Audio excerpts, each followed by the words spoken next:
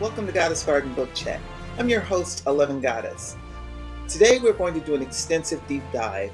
I'm not going to offer my personal perspective at the end of the deep dive because I don't know that I could share something about my feelings about this read without it becoming something that is my personal belief, and it then becomes a back and forth to someone else who may read this or may not read this and have a completely different opinion. And that's not what we're here for. We're here to talk about the book in and of itself.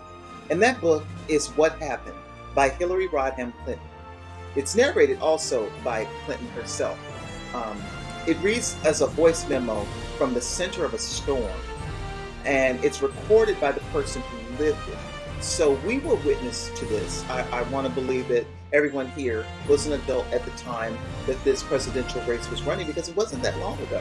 I know time is moving quickly, or it seems to be, but this is very recent history. And we were all sort of in a front row seat to watch all of this play out. And the question for us from 2017 through spring 2025, how relevant is the narrative that was presented by Hillary Clinton today? And specifically, what I mean by that is, do you feel like this read was transparent about what mattered? And does it minimize or confront what it means to run for president as a woman, for president in North America? Because we were given a lot of information about the way things played out, but it's all in how you allow information in, how discerning an information user you are, and what you do with what you learn. So there could be lessons in this book for a lot of readers, and there could be some glaring warnings that perpetuate their hard stance that oppose what she offers in this narrative. It really does come down to, in 2025, how you accept truths and how you accept receipts. Um, I offer no personal perspective here. Again, we're not going to do that this time. I put together an excellent review. I think you're going to enjoy it. I certainly enjoy this read because for me it resonates back then to exactly what I'm experiencing now, if that makes any sense. Like most historical novels that talk about less about the narrative of the victor and overall what is real and what you should pay attention to, things you should notice as a consumer, I think this book does an excellent job. So I hope you'll enjoy it, and I hope you will enjoy what we put together. Please subscribe if you haven't already. Please like the video when you get done, because I think you will. And I will see you at the next deep dive review.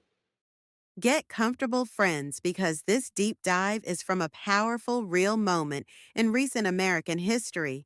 Let's start with the performance. As an audiobook, the intimacy is the point.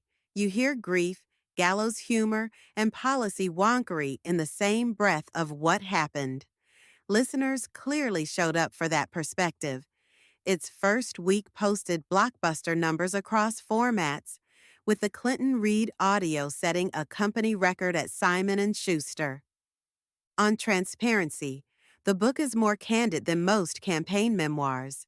Clinton names her own unforced errors, private email handling, paid speeches, deplorables, alongside structural factors, and she walks you through the Comey letter shock on October 28, 2016, the cascading media cycle, and the gendered scrutiny that shaped how every one of those parts landed. Contemporary reviewers called the book raw, bracing, and unusually direct for its genre, precisely because it mixes self-critique with score settling.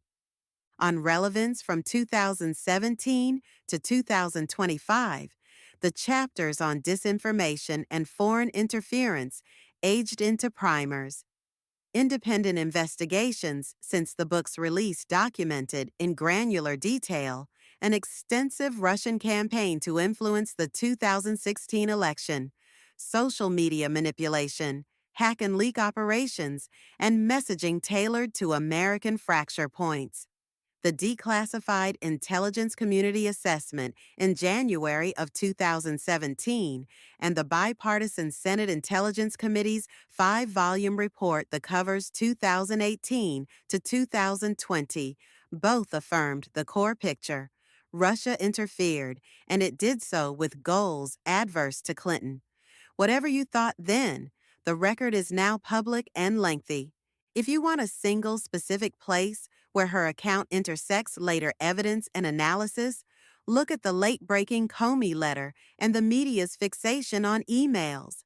Data journalists and political scientists have debated how much that late shock moved votes, but multiple analyses showed a measurable late shift against her after October 28th, in a race decided by razor-thin margins in 3 states. That doesn't make the letter the only reason, but it underlines how a single week of narrative can matter. At the same time, post-election media studies found 2016 coverage was overwhelmingly negative and unusually light on policy for both candidates, with Clinton's emails dominating front pages far beyond substantive issues. Context that matches the media critique you hear in the book. Does the book downplay the fact that she was a woman running for president? No, if anything, gender is foregrounded. Clinton writes about the likability tax, voice policing, and the different rules that kick in when a woman seeks power rather than support someone who has it. Reviewers at the time noted that much of the book doubles as a meditation on powerful women. The little rituals of enforced deference, the double standards in tone and ambition.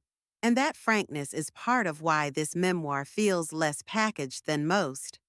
If you remember her instinct to turn to Trump and say, "Back up, you creep," during the second debate, you'll recognize the thread. She withholds when it would damage her, then later tells you exactly what she wanted to say and why she didn't. What about unique insights? Things only someone who has been First Lady and Secretary of State could offer. The geopolitical chapters aren't a white paper, but they do something more useful for general listeners. They narrate how information warfare looks from the recipient's chair. She frames the 2016 interference not as a single hack, but as a blended campaign: cyber theft, weaponized leaks, amplification, narrative seeding, which lines up with what intelligence and congressional reports later describe in formal language. You come away understanding how the battlefield moved from server rooms to news feeds. From then to now, could listening to this have helped in 2024? In a word, yes, especially around misinformation hygiene and process awareness. The disinformation tactics she flags in 2017 reappeared in new skins in 2024. One very concrete example: AI-cloned deepfake robocalls that mimicked a candidate's voice to tell voters to stay home ahead of an election. That happened in New Hampshire's 2024 primary, triggered state and federal investigations, and pushed the FCC to clarify that voice-cloned robocalls are illegal under the TCPA, steps meant to mitigate precisely the kind of voter manipulation play the book warns about. If you'd internalized her core message, slow down, verify the source, be skeptical of emotionally spiky last-minute bombshells, understand that manipulation is a strategy, not an accident, you are better positioned to spot and ignore stunts like that. Where the narrative is imperfect also matters.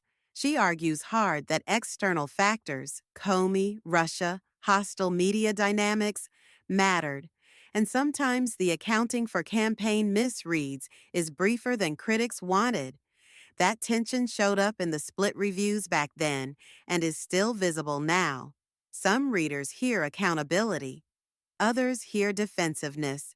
But even the skeptical reviews acknowledge the book's utility as a field guide to modern politics, how stories get framed, how gender inflects reception, and how institutions can buckle under spectacle. So, for GGBC listeners in spring 2025, here's the plain-spoken verdict. As an audiobook, What happened is compelling and unusually revealing in the voice of its author. As a factual scaffold for the past 8 years, it holds up better than many expected. The disinformation chapters read almost predictive. The media analysis tracks with subsequent research. The gender argument looks less like special pleading and more like a map others have had to use since. And about that practical question, could this have helped people make better decisions in 2024? Not by telling anyone who to vote for, but yes, by training the ear. It teaches you to interrogate last-minute narrative swings, to treat viral content as potentially engineered, and to notice when double standards are doing invisible work. In the audiobook's own terms, it's less a therapy session than a decoder ring for the politics we're still living through. If you want a next step, pair the audiobook with the Senate Intelligence Committee's Public Volume 5 executive materials for the What Actually Happened receipts, and skim a summary of the FCC's 2024 deepfake robocall actions for how the playbook evolved. Then re-listen to Clinton's chapters on the debates and media. You'll hear 2017 explaining 2024, clear as a bell.